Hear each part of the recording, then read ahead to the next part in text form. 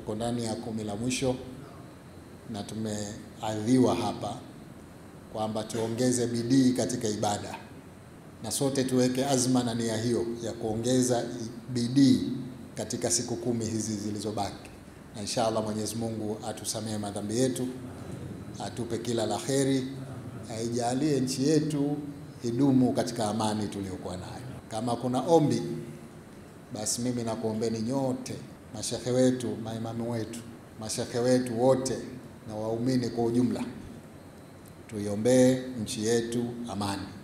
Mwaka huu ni mwaka wa uchaguzi, na tunafahamu kwamba mara nyingi katika nchi yetu hii amani hutetereka kipindi cha uchaguzi.